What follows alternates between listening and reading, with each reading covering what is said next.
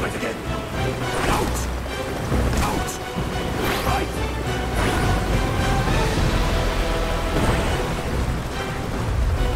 Right again. Out. Out. Right. Greetings and welcome, one and all. I'm SocioPsycho, and this is Mob Reviews. And today we will be taking a look at Marlow Briggs and the Mask of Death. Is it good? Is it bad? What is it, you may be asking? First off, the gameplay of the game falls down into a hack and slash style of combat, but not a hack and slash such as Diablo or other areas of that. It plays similar to a game such as God of War, but with different playability, of course. It has more of a single press of your mouse button as a standard attack, and not a good usage or integration of your spells into the attacking, meaning that it's pretty just very repetitive, and it might get by for some, but as well as we'll talk about the combat more in depth in the game, it definitely does come down to hack and slash in a repetitive set, not hack and slash as combat is fulfilling and fluid in a really intensive style. Now the game also says it has an adventure aspect to it, but when we think adventure games, we think story rich or puzzle in depth, or some variation, perhaps even detective. That's not the case here, as the story is good enough to get through the game, but not anything that you're going to play the game for. And there are about 2 or 3 puzzle elements in the game, which are pretty short sections, but not anything that's really overly intrinsic. When it comes down to it, the most playability the game has is platforming. So platforming and platforming-esque styles are what you'll be doing the most of in this game, as well as turret sections. So this game is safe to say that hack and slash turret section platformer is as close as you can get to a cheap way of saying the terminology. Now it is also available for PC, and this was created by Zootfly. So let us begin the review, and as you'll notice on the side, we will talk about many subjects, and we'll explain why and what this game is and whether or not it's good or bad. And we will start in the options menu. Now the options menu does have a how to play, it's a quick tutorial, that's always nice to have. All the key rebindings are easy to rebind without a problem. I have not had an issue in that regard, and it's easy to find the abilities that you wish to use. Key rebinding was good and glad to have it. Now they also have support for a controller. If you'd rather play this game with a Xbox controller or some such, you have that availability. In the game settings, you have pretty much difficulty hints on and off. Now there is one important thing to note when it does come down to the audio. The music in the game is good as a baseline, but it's missed the mark. They really, I feel, missed the mark entirely when it comes down to the combat sections of the game, or even telling the story. They didn't use a momentous of music to pick up the pace or the atmosphere. They used big explosions and graphics and good level design, which we'll talk about, but they didn't back it up with music, so you never had this feeling of continued perpetuation, or even in certain areas of intense elevation of the combat or the situation, like, oh, this is going to be more dire. If a large enemy enters the room and the music picks up and you get this swell feeling like, oh yeah, this is gonna be something, there is none of that. The music doesn't go hand in hand with the game at all, and it's real unfortunate. Now the voice acting done in the game is actually good, and we'll go more to that in the story, as well as the sound effects aren't too loud and they aren't bad at all, as you'll hear throughout the gameplay. Now when we bring it over to the video settings of the game does have a large berth of screen resolutions, which is definitely nice to see. This is really nice because the graphic quality of the game is done pretty well. The level design scale is large and really ties into the texture and details of the game. The aesthetic of the game that they were going for, they definitely hit on the nose, and which kind of surprises me that they don't have more options in the graphic department in either performance or shadows or anything else, as the game does look actually pretty good. Now you do have brightness and full screen, that's pretty much about it. And when we talk about performance, when it comes down to the performance aspect of the game, there have been some minor issues. These aren't issues that are game breaking at all.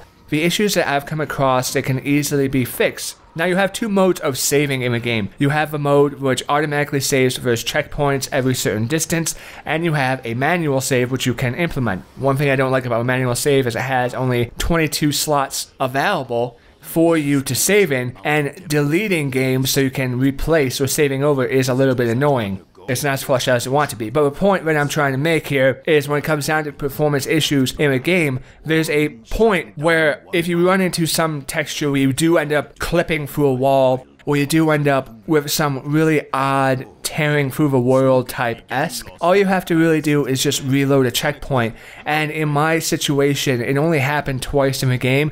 And when I reloaded the checkpoint, it didn't take me back all that far. I didn't lose any time, and maybe 20 seconds at most. So where it happened for me wasn't as inconvenient as it may happen if it does happen for you. But that being that, the important fact is that my gameplay was inconvenienced to a small point due to the performance issue, but it wasn't broken. My gameplay was not broken. The game never crashed on me. I never had an issue of that severity.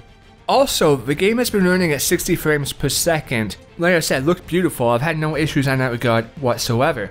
So when we back up to the main page, you do have achievements in the game, but the thing is, and while they do tie over into Steam Overlay, which is nice, 86% of the achievements are pretty much just, congratulations, you made it through the story. There are some, yes, which are like, hey, you need to find all collectibles, or play with some hard difficulty. But the achievements aren't really anything all that special, as the game is pretty linear, which we'll talk about in level design. They do have leaderboards as well to compete with against your friends. It goes into a Steam overlay. This game is not really something that you'd expect to have leaderboards, and I'm not sure exactly why it does, and how happy people who enjoy leaderboards are going to be with it, but they have it, so there you go. Throughout the entire gameplay, there are challenge areas or aspects to the level design which kind of derail from the get over this terrain or fight all these enemies, and it's a different style of combat. Either slide down this mountain or fly in this helicopter. Some variation. I mean, they're challenges for a reason. What's nice and why I'm pointing this out is because you have the availability to replay them, and this is sort of where the leaderboards come in. The better you do, or less damage you take, the more points you get, or the faster time element you have, you're able to push yourself without having to replay the entire game. Now when we jump in here, what we're going to start off first is the story aspect of the game. The story aspect is done good enough, I suppose, as many people would say, well, it has a comedic or comic undertaking in its storytelling-esque. It's corny. The comedy, whether you find it funny or not, will come down to a couple one-liners here and there, but it also, I mean, comedy is subjective. So it does come down to your personal preference, and it feels more corny than it's actually trying to be funny. Now the game is broken up in some in-game aesthetics and cinematics, where it uses the features of the game to tell a story, but what you mainly see are these picture cinematic breakup points which sort of tell the story as well. This is where it comes into corny. Yes, the game doesn't take itself too seriously, which is definitely good. And it tells a story which relays that option of you can't expect to take this game seriously, or you can't expect for things to make 100% sense in the game. It has its severe issues in telling a decent story. The whole basis of the story is we play as Marlow Briggs, a black man with no real other further background knowledge known, and he is murdered by a Chinese man who is seeking artifacts of power. The artifact he kills you with revives you and makes you a sacred warrior. He has your girlfriend who's translating artifacts, and the whole point and basis of the story is to get back to the end of the game and save your girlfriend, or i.e. save a princess at the end of the tunnel. Really, when it comes down to the story element in between how it was written and how it was implemented and how it was voiced, the voice acting is good enough to get by, but it's not something that's going to really be like, oh wow, that was amazing. As there are inconsistencies in the game, there are audio logs which you pick up throughout the game, and it plays a little message left by your girlfriend, who apparently is dropping these all around the map in different locations. If it just changed the perspective of the audio log from a third-person perspective to somebody who has been working with a girlfriend who's translating the artifacts for the evil Chinese businessman, it would have made a lot more sense than her having the availability to have free run all around the different facilities, make audio logs and place them down, and then still be on tight enough leash to translate artifacts.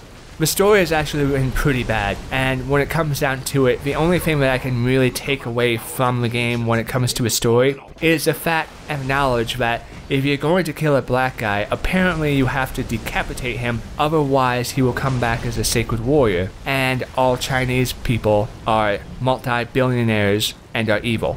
That's what I take away from the story element. Oh, also, all women need to be saved. Even a woman in the game who turns out to be an enemy, but then an ally, and then you have to save her too. So, we've learned that black people are immortal, all Chinese people are evil businessmen, and all women need to be saved. But I'll let you hear some of the audio for yourself so you can at least see as to what you can expect during your play.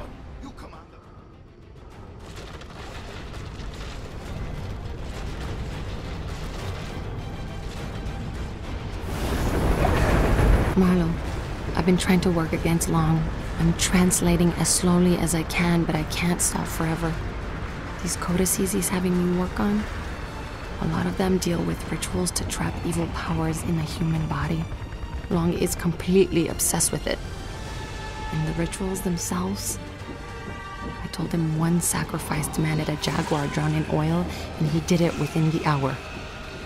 But the codex didn't actually say jaguar. It's a child.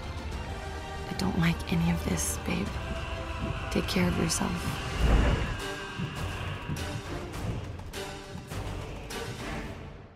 Which brings us into the level design. The level design is actually quite bizarre and good at the same time. Now this is also where some of the comedy comes from the game, as some people who feel that it's corny, or it's funny, come from the disbelief in physics that the game continuously puts forward.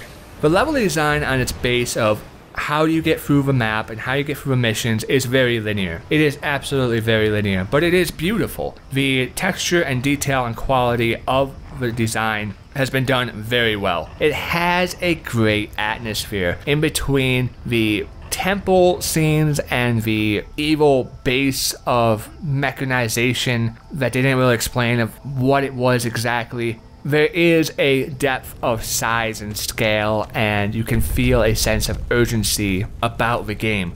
It does a very good job of piecing the aesthetics of a world together, whether it be saying, hey, look at this temple, or saying, wow, look at this huge area. And it has also been broken up throughout the game into different segments. You have parts where you fight, you have parts where you have to roll down a hill, there are parts where you have to fight into a turret. Now, whether you like these aspects or not, when you combine them into a level design, it does break it up pretty well, and it looks fairly decent. But like I said, it is a very linear game, and it does come down to aspects of a game where physics are not its strong point, or it laughs at physics. You can be rolling down a river on pieces of wood that are going 50 miles per hour, and you're jumping forward to the next one. So if you're going 50 miles per hour, and then you jump forward to the next log, you would be at least needing to be going 60 miles per hour in your push-off of the first log. That's pretty effing fast to be able to jump. And there are other areas where you're flying through the air or standing on a platform that's flying through the air and flipping all over, but everybody has magnetic feet apparently. It's just minor things which may break the game aesthetic for you, or you may just laugh at and be like, wow, that's so stupid, I love it.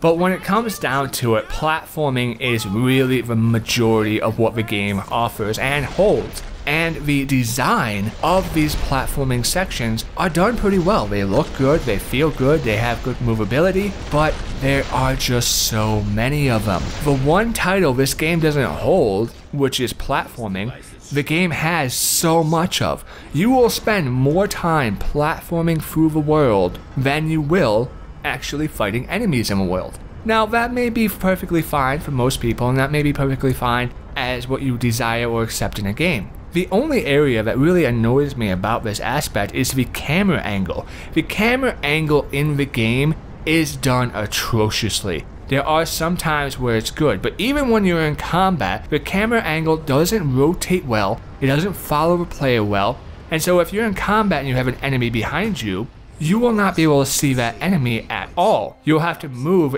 backwards into a odd position or get right up on his face before you even see him. The camera angle is done very poorly, and this ties into the fact of the platforming. When you need to platform so much and jump from one ledge to another ledge and get back and behind a certain area in a raising platform or some variation, but you can't tell distance, you can't tell depth. The camera angle is either too far away or it's not at the right degree, you will have such an issue in your jumping and platforming capability. Now, maybe not everybody, maybe that's just me, and that's perfectly fine. I'm not a platforming champion. But in my own personal experiences, I found that the camera issues relayed far more of an annoyance and a burden, and made me have to redo things 2 or 3 times, which broke the gameplay aesthetic and made me not have fun because the angle was annoying and not helpful in any regard. And the platforming isn't just, oh, jump from one ledge to another ledge. The platforming is also, I am sliding down a hill and I'm dodging boulders and I'm jumping across ravines and other aspects. Now, level design concept, it's done quite well and it's interesting to see into the game. The issue and problem I have, like I said, is that there are so many of them. You spend more of your time dodging the environment or traversing the environment than you do actually fighting against your opponents. And what bugs me about it is the majority of situations is you'll get so far into one of these events and then you'll die. But you won't die majority of the time because you messed up. You'll die because you'll right turn around a sharp corner or a bend and immediately hit a wall and die, or some variation. So without having the predetermined knowledge that that wall is going to be there and the position you need to be in, or that ravine that you need to jump over, you will be forced to replay that. It's cheap in a manner, and it's not cheap enough per every segment of these little interventions that it becomes annoying or frustrating or just downright want to quit the game and pull my hair out. It becomes annoying because there are so many of these interventions, so many of these little sections that you have to run through instead of just having combat and fighting capability through the game. Now, these sections are also broken up by turrets as well. There were way more turret sections in the game than I thought there would be, and it comes down to sort of a disappointment because in a turret section of the game, you're just sitting still, moving a mouse and holding a button. It's not exciting, it's not anything that's fast-paced, it's not anything that is overly, oh my goodness, this is so exciting, this is so fun, or, oh, I hope they don't get me. It's boring. As simple as that. Turret sections, at least for me, and this may just be my personal opinion, are boring. Now, when we actually dissect the turret sections, do they do it right? Well, you have plenty of ammunition, you have easy UI to defeat your enemies. The mouse sensitivity could definitely use an increase, as sometimes it's a little slow to move around. But overall, it's filler. It's not anything that is really going to be like, oh my god, that turret section was amazing. Did you see that plane explode or that plane crash into another plane? Or oh my goodness, it's just filler. Get across this valley. Hop into a turret. It's not anything that really is overly exciting. They didn't go enough far out, and even if they come into the helicopter or airplane-esque version of a turret where the game turns into a miniature bullet hell shooter, they didn't make it all out. If you're going to add those elements into the game, you really need to dive into them. If you're going to make a bullet shooter hell-esque interval, then you need to have like little upgrade powers. You need to make it more exciting than just, oh, I'm moving left, I'm moving right, I'm shooting down other airplanes and aircraft. So, and part of that comes in the fact that all you're shooting down is helicopters. This guy has an army of helicopters. There are literally hundreds of helicopters that this guy has on call, and the reusage of this animation and the reusage of this scene is just so annoying and just gets old really fast because in the beginning of the game, the level design is done well. In the beginning of the game, it has a really high, fast, and high tempo pace, and you're like, oh, helicopters blowing up, and buildings exploding, and everything is just going to hell, and there's all this, like, chaos. But then it just dies down, and it tries to regain that glory as the game progresses forward. But continually using the aesthetic of a helicopter doesn't increase that aesthetic at all. It's just like, wow, this is the 67th helicopter that I've killed. How exciting, or how dangerous. Which brings us down to the combat elements of the game. The combat in the game, is not done as well as it could have been. The beginning first half of the game, the combat relays a good and strong atmosphere. It's fast paced, it has a good weight behind it, and you feel like you're making progress. You come against enemies, they may hit you, you may dodge, you may roll. It's very simplistic. You can change your weapon into 3 or 4 different forms to combat the enemies depending on exactly what sort of play style that you want to play with. But the weapons all pretty much do the same thing, they just have difference in its reach or speed, or damage output, but they all are the same weapon.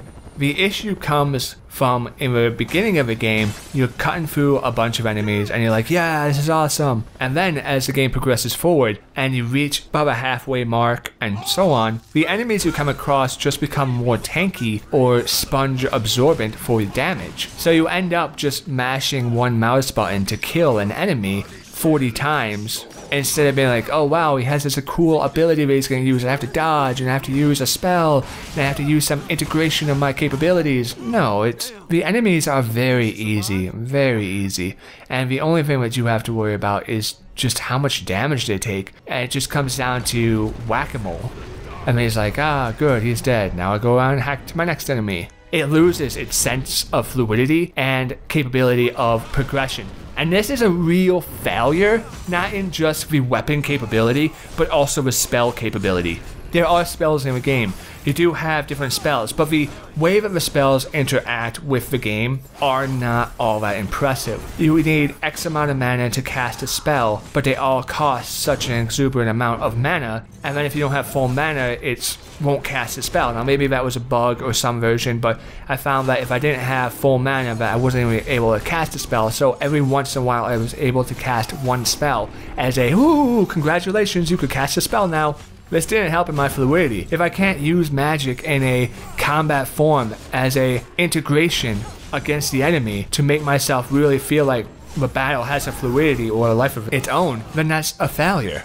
The fact that the enemies don't really increase in their capability or their threat as the game gets higher up, yeah, they may hit you harder if you have it on harder difficulty, and you might take more damage or whatever the case is, it doesn't add mechanics. It doesn't add a tactical sense to the game whatsoever. There is no, oh wow, I know that guy is going to do an ice blast, so I need to be able to dodge it at the right moment, or I have to block with certain attack at a certain time. Some variation, some tactical essence, some mixture, but what it comes up to is the fact that the enemies just remain a hack and slash mentality. I press my mouse button, I watch the animation, the guy hacks through, and that's it. I don't even need to worry about dodging or rolling out of the way majority of the times. I just hack my way through. And the few times that I do use my magic capability, it either doesn't do enough damage to fulfill the other half of the animational quality. And that's the thing, the spells cost so much, but they have very little effect. If I freeze everybody in place and then I start hacking away at them, that's all it does. It just freezes them. It doesn't damage them really, or it doesn't have a lingering slow effect with some variation. A fire spell that casts meteors down on everybody and then everybody's still alive. There is a severe lack of weight in the impactual. Visually, it's nice. Visually, you're like, oh wow, that spell looks so cool. But then everybody's still standing and you're like, wait, what did that spell even accomplish? Why did I cast it? Why did I waste casting it? And while you can upgrade your abilities and your spells via the experience points that you do gain throughout the mission, whether you collect experience points that are scattered out throughout the levels or through just killing the enemies, the weapons do increase in its strength, yes, and weapons will increase in the capability to kill different people, but you don't really feel like the weapons have a sustained fluidity in the game. Yes, they do damage. Yes, I killed an enemy, but I'm not using any combinations to do any more damage. If I click my right mouse button, I can do a heavy attack. Like left mouse button, I can do a standard attack. But there is no integration in the combat of, well, what if I attack with my mouse button and then it pops up a key on the screen and I can hit E and then there's another attack, or I can hit P or C and I'm still attacking with my base attack. I'm not talking about a cutscene quick time event type thing. I'm talking about an integration of both of them. It doesn't have that. And when we do talk about a quick time event option, the only area that they have it is in a boss style. Now, the difference in between a game like this when it comes down to quick time event style and God of War, there is this huge sense of epic combat. And if you get into a situation where you are button mashing, hey, P, E, Q, G, X, Y, and these cool abilities are happening and you're doing a lot of damage to the enemy, even if you fail that, you may take damage yourself, but you then can get back into the battle. It has a fluidity. The only area in this game where it has that, or attempted to have that, is during the boss battles throughout the game. The boss battles throughout the game are pretty poor. Yes, graphically it looks nice, and it's scaling, and it's like, wow, that's an imposing monster. But how you actually fight the monster is very simplistic and very easy. And when you come up to a part where it's like, alright, jump towards him and press P, and then press E. If you don't see it or have a predetermined knowledge to hit that button before, then you're going to die instantly. There is no, oh, he swacks you down and you have to start back over, climb up his leg, or some variation. It's, if you fail, you die, and then you have to load back up and start again. It doesn't have fluidity in the combat. So at the end of the day, is the game decent? Is it playable? And that's really the question that you have to ask in between your own personal standard. It has a lot of issues wrong with it. Obviously you're not going to get it through the story, and that's perfectly fine. But you can't get it at the same time expecting some sort of amazing combat feature or some sort of amazing likeness of God of War or that series. The story doesn't propel it forward in any regard, therefore you don't have any emotional connection. And you're not thinking, oh wow, my character did what? And when it comes down to the battles aren't epic at all. The fluidity is not there. And they don't max out the combat scenes all that much to really strengthen that, as there are more platforming and hop through different environmental areas than there is actually fighting. This game is a third-person, far-distant camera view platformer more than a adventure hack-and-slash style game. And that's just what it comes down to. Now, for its stability, for its playability, if that is what you like, then so be it. But if you're expecting some sort of combat that's really going to be on par and really going to be intrinsic and just like, wow, that was so much fun, or oh wow, that was just, I feel so awesome, you're not going to get it. You're not going to have this sense of overwhelming euphoria from the combat. It's just not going to happen. The level design is good and pretty, and I never felt that the game was wasting my time. I was just bored. Now, perhaps for you, you won't be bored at it, but for me, it was just so stupidly easy. And you're like, wow, what about my difficulty? All the difficulty does is add enemy strength of damage and how much damage you take. And when the majority of the game is built by platforming elements, that's irrelevant. You spend more of your time flying through the air, jumping down rocks, sliding down mountainsides, swimming through rivers, or some variation than you actually do fighting. The game runs about 6 to 8 hours depending on your skill and how many times you die. I was not impressed with it at all. I didn't see a reason to play it again, nor would I want to. And so for anybody who may be expecting some sort of combat, anybody who may be expecting some sort of intrinsic and really heart-pounding racing, this is so awesome, high-tempo game, no, I cannot recommend it for you. But if you're somebody who wants a corny game, if you're somebody who doesn't mind physical anomalies and just like, wow, that was, I don't even know, and the lack of combat or the poor fluidity in the combat, and you're just like, well, you know, it's good enough and it's fun enough, then okay. So I feel the easiest way to say it is, if you expect more from a game, don't get this because you'll be disappointed. And if you're easily entertained, then hop right in because you'll like it. Thank you everybody for listening and watching. I've been SocioPsycho, and I'll see you next time.